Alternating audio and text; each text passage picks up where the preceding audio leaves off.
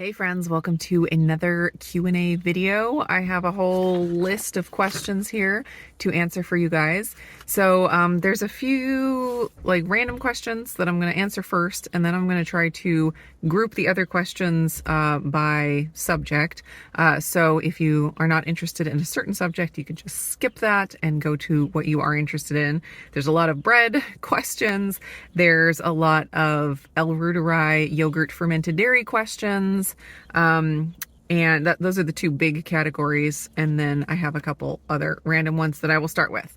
First off is one about the egg yolk waffles that I made in a video a while back. They are the ones that are originally by Carnivore Yogi. I'm pretty sure they were originally by her.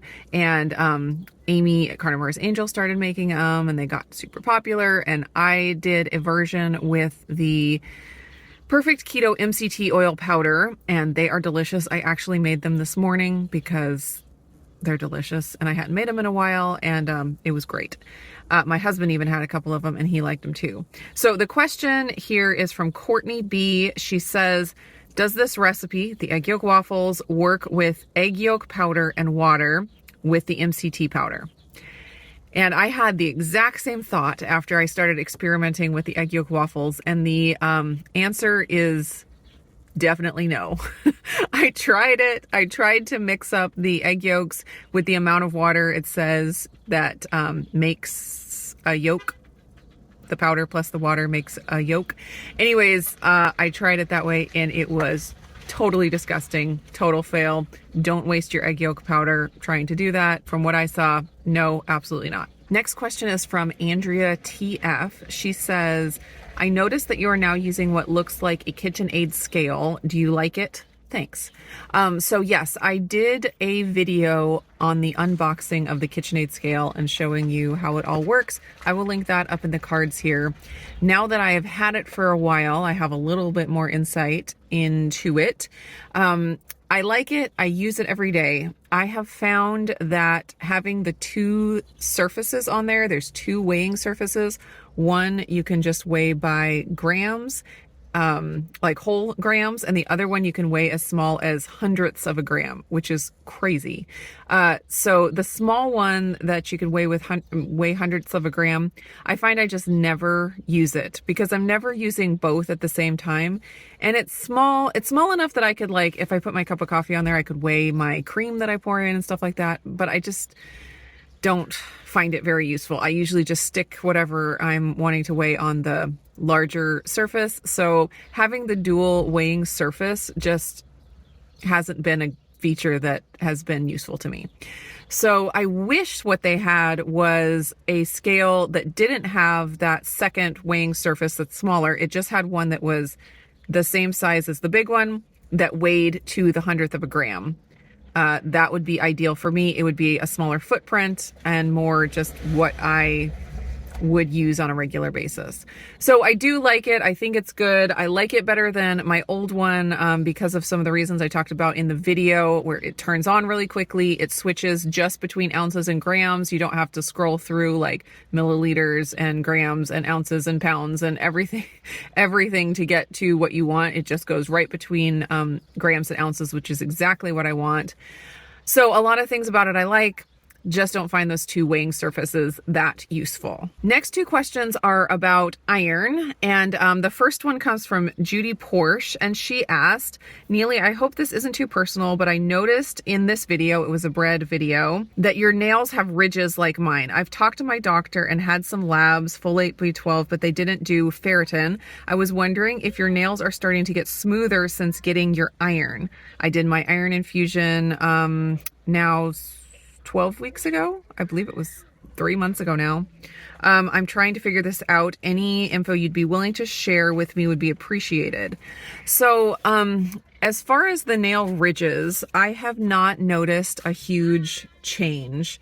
They're more on my left hand than on my right, and more on certain fingers than others. You can see them here. It's not going to want to focus on my fingers when my face is in the view. Don't look at my face. I'll put a picture up on the screen so you can see what mine look like. So as far as them changing since I got my iron infusion. I have not noticed a big change with the ridges. I'm like, I feel like I look at my fingernails every day to see if there's changes. Because fingernails, it's such a slow going thing that, it's going to take a while. One thing I've noticed though that I'm super excited about is that for the first time in a very long time, I have moons on my thumbs, not fingernail moons, thumbnail moons. On one thumb, it's just barely peeking out where you can hardly see it, but it's actually on this thumb, you can kind of start seeing it. And of course, it's not going to want to focus on it. Maybe you can see that. It's definitely not in focus though.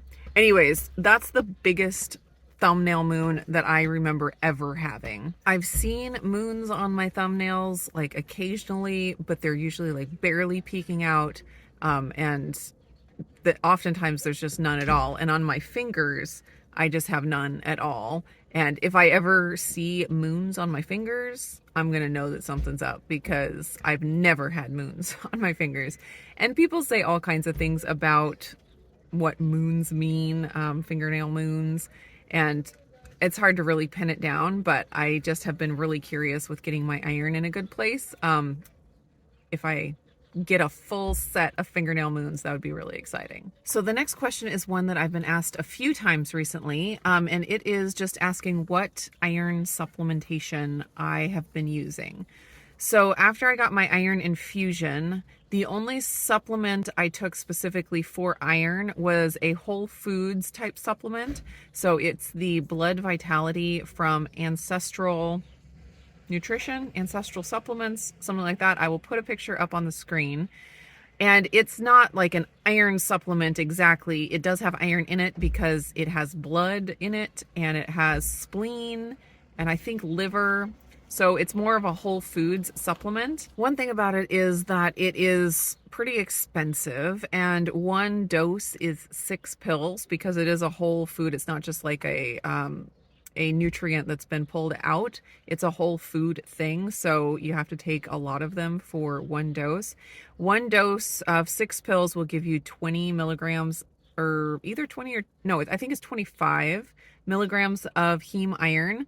And so it's not super effective if you're using it as, well, I shouldn't say effective. I'm saying it's not super realistic because it's so expensive to use it if you're wanting to do pretty high doses of iron. If you are really deficient and you're trying to build your stores quickly, it would take a lot of those pills to do that. The supplement, and actually I just got my iron tested again. I was trying to do a test every about 6 weeks just to see, because I am kind of worried about it going back down because I just know how bad I felt when it was low. So I've been testing it, and 6 weeks after my iron infusion, it was 130, and then I just got it tested again, and that was another 6 weeks later. It had dropped 40 points or 40 whatevers down to 90, which 90 is still a good level, but I was kind of concerned about how fast it dropped. 40 whatevers in 6 weeks. So that got me a little bit worried. And I had been taking one dose of the Blood Vitality every day. And so I had a little bit of supplementation, and it still dropped that much. It might be fine. It might just be my body, evening out. I don't know, but it kind of, worried me enough that I am going to add in some more iron supplementation. And what I'm going to take is the 3 arrows. They have 2 versions, Simply Heme and Heme Plus. The Simply Heme is Simply Heme, 20 milligrams per capsule. So this is a lot easier to take if you want to take a higher dose. You can, 20 milligrams per capsule versus 6 capsules of the Blood Vitality for 25 milligrams. And so I am going to be adding that in, but then they also have the Heme Plus, and that's the 20 milligrams of heme iron plus folate, methylfolate, the methylated version, which is the good one, and then vitamin B12. I think the methylated version of that as well. All I know is it's the good version. So it has those two nutrients added to the iron, so it helps you, they just all work together, and so it's good to take all of them. I'm taking some of each just because I don't need as much folate and B12 as I would if I were to take all of the Heme Plus. So I'm kind of doing half and half between the Simply Heme and the Heme Plus. I will put all of these down in the description below. I am only talking about my own personal experience, so nothing I say should be taken as medical advice. Okay, now let's move on to the bread questions. First off, I had a couple people ask, actually probably more than a couple. It was more like 3 or 4, ask if you can make the butter, the yeasted next level butter bread, which is the one where I did the frozen shredded butter in, and I let it sit and rise in the proofing oven for an hour and then baked it. Turned out crazy amazing, and I, again, couldn't believe that that actually worked. But I've been asked, you know, because of the price of egg white powder, can you make this with liquid egg whites or, you know, fresh egg whites? And I have not tried it, so I'll say that first of all. But I expect that you can do a combination of the liquid egg whites and egg white powder. You cannot do only liquid egg whites. It's too much liquid in there, too much water, and you can't do it.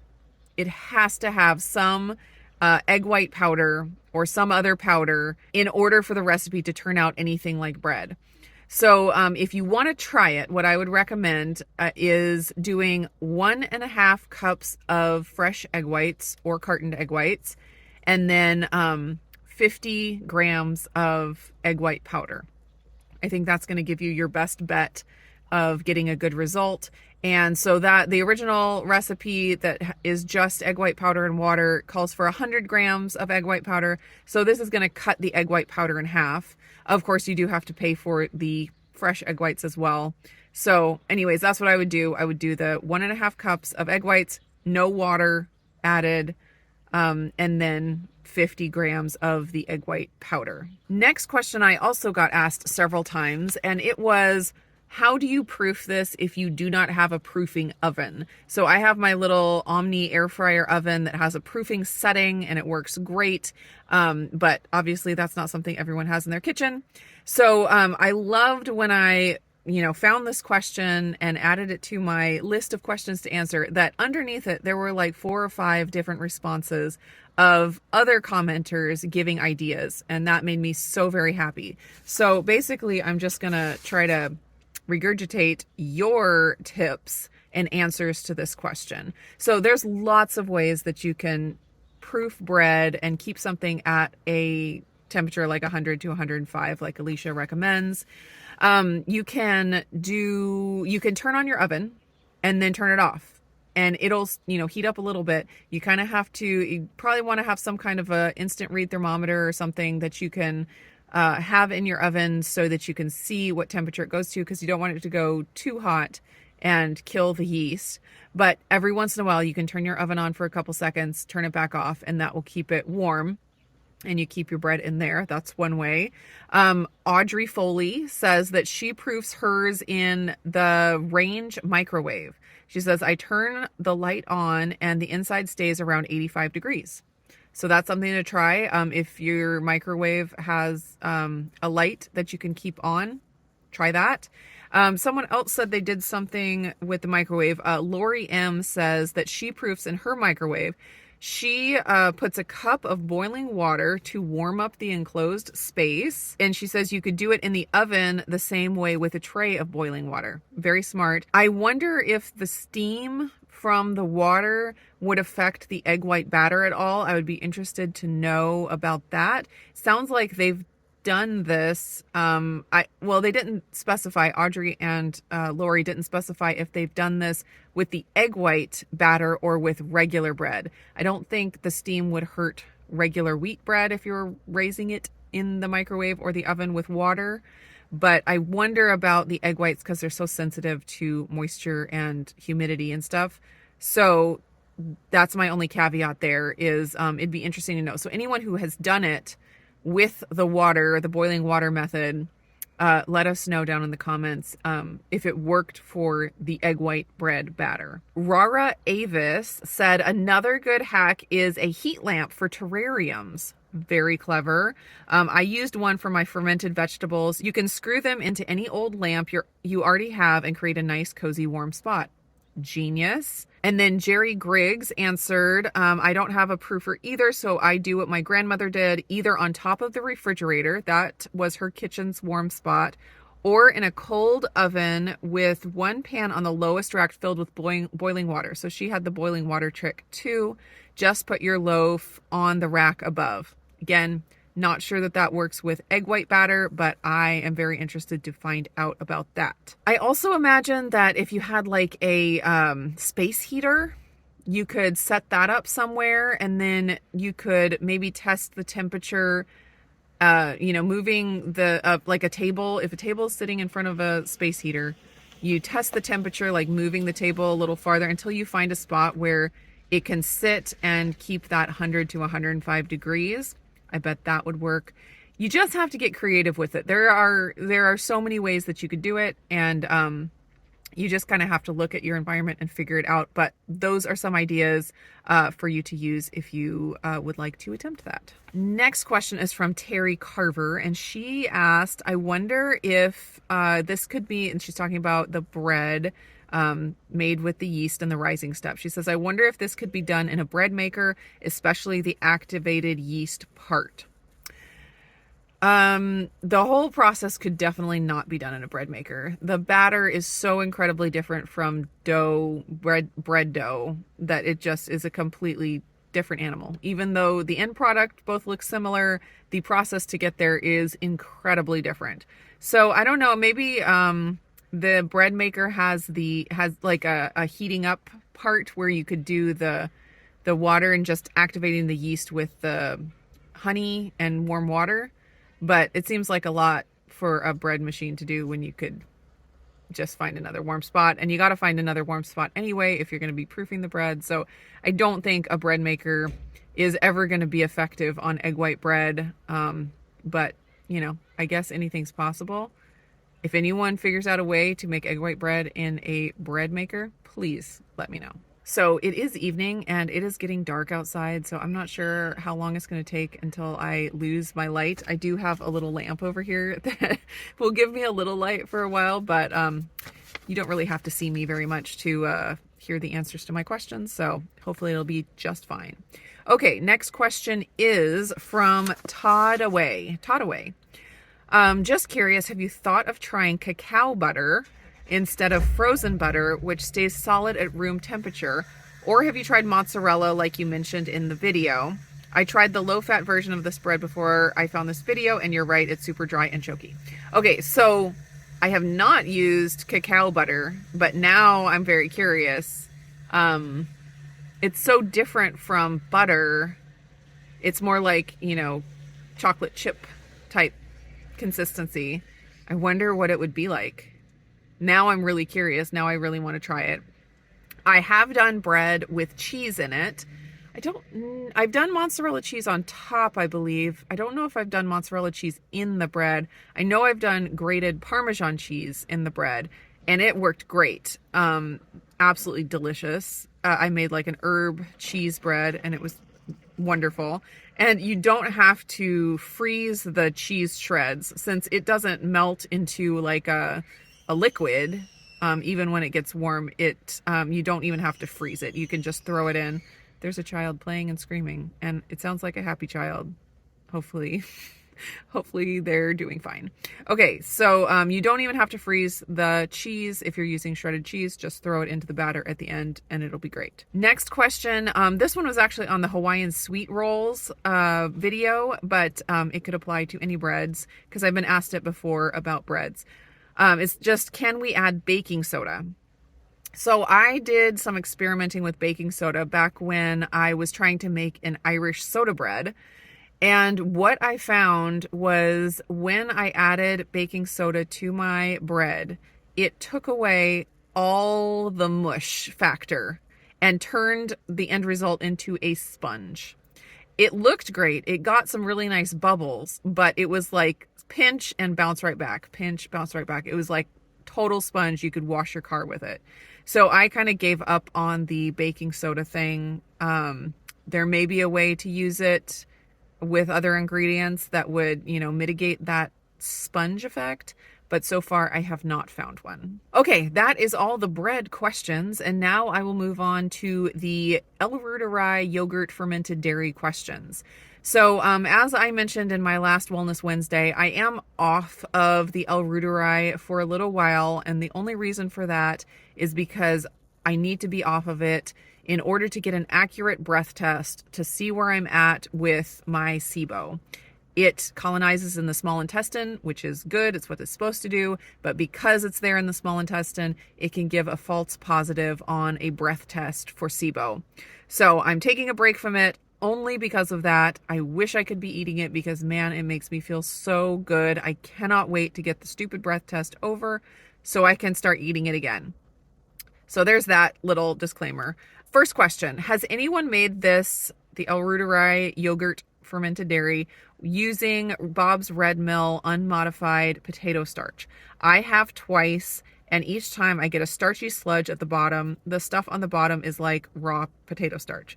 Other than that, on the top, it's just like thick yogurt.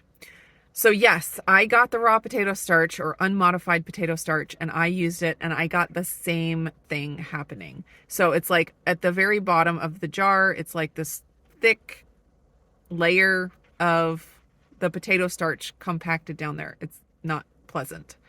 So I was bummed about that because I worked really hard. After that happened the first time, I tried it again, and I worked really hard to get it to mix in, and it just still settled down to the bottom. I don't know if it all settled down to the bottom. I don't know how much got mixed in all the way, but a lot of it settled at the bottom, and I was bummed. So I just went back to using inulin. Inulin acts like it's not gonna mix in at the beginning, but then once you mix it in a little while, it ends up all mixing in. It seems like the Bob's Red Mill potato starch, it mixed in really fast at the beginning, and then settled out. And then the inulin acts like it's not going to mix in, and then it does. So that's my experience with that. Next question is from Decipher Code. And they asked, when making the second batch, do you need to put it again in the Instant Pot, or do you just mix the ingredients and refrigerate? So the answer to that is yes, you do need to put it back in the Instant Pot for the second batch, and you do need to ferment it for 36 hours again. The yogurt from the first batch that you mix into your half and half, that's the starter for the yogurt. And then you have to put it in the Instant Pot and have it ferment again to turn the half and half all into more yogurt. So the answer to that question is definitely yes. Next question is from T Chimes, and they ask, curious whether anyone has tried making the yogurt in their Instant Pot using the Sous Vide setting. And I have not tried that, but I have heard from some people that have, and it seems to work really well. It keeps your water at a good temperature, and you just want to make sure that you don't fill the water higher than the level of the yogurt in the jar. Otherwise, your jar will float. You also want to make sure you have, a lid on your jar. So I think that works great. I have not tried it though. You do want to test the temperature of your water and not just go by what the Instant Pot says, because it can, vary, and it's good to know the exact temperature of the water. And you can assume that the temperature of the water is going to be the same as the temperature of the yogurt in the jar. Next question is from Sasha. She said, I just made my first batch and had the separation. The whey and the curd separation. It also smells like yeast. Is that normal? I haven't been checking the yogurt temperature while making it. I haven't tasted it yet, but just off the smell, I don't look forward to it. Okay, so the first batch of the Reuteri yogurt, when you use the tablets, is often rough and the texture is weird. It separates curds and whey sometimes. It can just be weird. So, but don't let that put you off. As long as it doesn't smell rotten. Yeasty is okay because it has the bacteria that's growing, but it shouldn't smell rotten. and like you shouldn't like be gagging when you're like thinking about eating it. And then so oftentimes you'll get a weird first batch, but if you use that batch for the starter for the next yogurt, the next batch will turn out super creamy. That's what I had. My first batch wasn't terrible. It just separated a little more than I would have liked. But then my second batch was like sour cream, like Greek yogurt, the most beautiful, creamy, delicious yogurt ever. So don't give up if you get a weird first batch. Just keep going. Also, when you do a first batch, do a smaller batch. Don't make a giant gallon of yogurt because you do know it might turn out a little weird. And then you can just go ahead and turn around and make the next batch that should turn out a lot better. But you shouldn't have any like weird, you know, colored things growing on top of the yogurt. If that happens, throw everything out, sanitize everything, and start over again. No blue, no green, no pink, like that would be all bad. And then and like I said, if it smells like rotten, if it, you know, your body gives you good clues if something is bad. And so if you're like, I can't eat this, then that's a good sign from your body that there's something off and you should not eat it. Last question. I have gotten this question quite a few times, and it's just how much of the yogurt I am eating a day. And of course, I'm not eating the Reuteri yogurt right now. I am eating some other ones. I got some other probiotics and different recipes from Dr. Davis, and I've been eating those ones because they don't affect the SIBO breath test the same way as the Reuteri.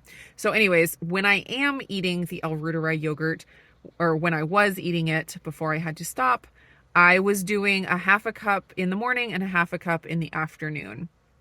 And Dr. Davis says to eat a half a cup basically is like a dose.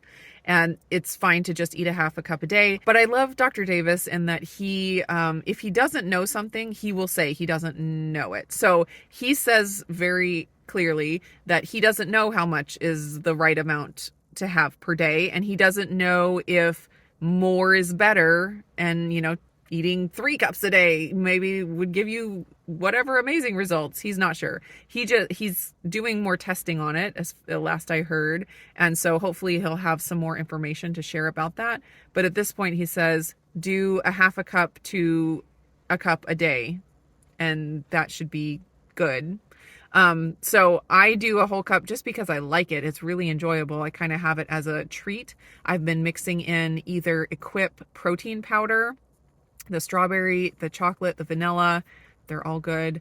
Or I will mix in some of the Perfect Keto MCT oil powder. That is also very good. I had the chocolate MCT oil powder in there this morning when I had mine. It was like chocolate cheesecake pudding. It was so good.